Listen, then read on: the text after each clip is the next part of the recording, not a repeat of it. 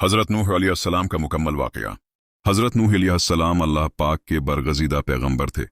आपको औलीन रसूलों में शुमार किया जाता है और आपकी कौम को शर्क, बिदअमाली और सरकशी से नजात दिलाने के लिए भेजा गया था।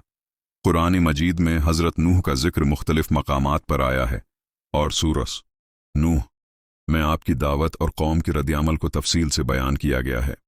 हज़रत नूह अलैहिस्सलाम का तारुफ। हज़रत नूह अलैहिस्सलाम हज़रत आदम अलैहिस्सलाम के बाद आने वाले औलीन अनबिया में से हैं। आपका शजरा निसब हज़रत आदम से 9वीं या 10वें पश्त में जाकर मिलता है। आपको शेखुल अनबिया भी कहा जाता है क्योंकि आपने तकरीबन 950 साल अपनी कौम को तबलीग की। हज़रत नूह अलैहिस्सलाम की कौम की हालत। हज़रत नूह की कौम बदप्रस्ती, जुल्म, बिदअमालियों और नाफरमानी में मुब्तला हो चुकी थी। वो न वुद, स्वा, यगूस, यऊक और नसरल नामी बतों की पूजा करते थे। ये असल में उनके नेक लोगों के नाम थे, मगर उनके बाद शैतान ने लोगों को बहकाया और उनकी कब्रों पर मुजस्मे बनाने का मशूरा दिया। वक्त के साथ लोग उन्हें पौजने लगे और मुकम्मल तौर पर तौहीद से हट गए। हज़रत नूह अलैहिस्सलाम की तबलीग। अल्लाह ने हज़रत नूह को अपनी कौम की इस्लाह के लिए भेजा। आपने उन्हें तौहीद की दावत दी और शिरक से बाज रहने की तलकीन की।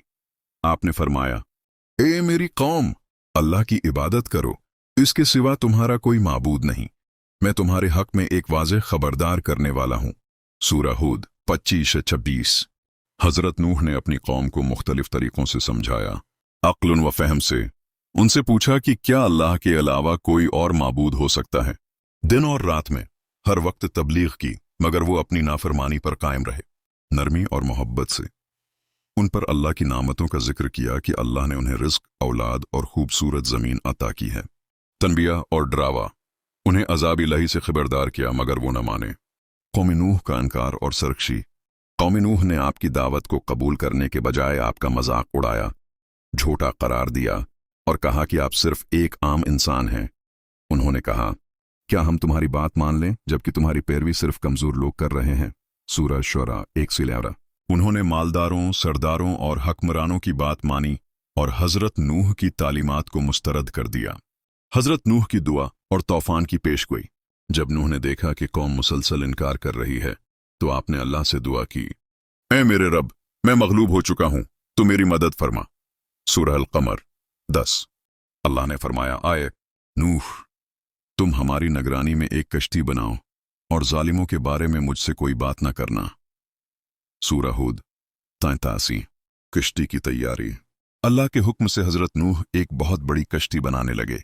कौम ने उस पर भी मजाक उड़ाया और कहा, यह तो नबी था, अब बड़ी बन गया। लेकिन हज़रत नूह सब्र करते रहे और कश्ती मुकम्मल कर ली। तूफानी नूह और अज़ाब। अल्लाह ने हज़रत नूह को हुक्म दिया कि जो लोग ईमान ला चुके हैं उनको और हर जानदार का एक एक जोड़ा किश्ती में सवार कर लो। जब पानी जमीन से और आसमान से बरसना शुरू हुआ तो एक अजीम तूफान आया और हमने आसमान के दरवाजे जोर के पानी से खोल दिए और जमीन के चश्मे अबल पड़े।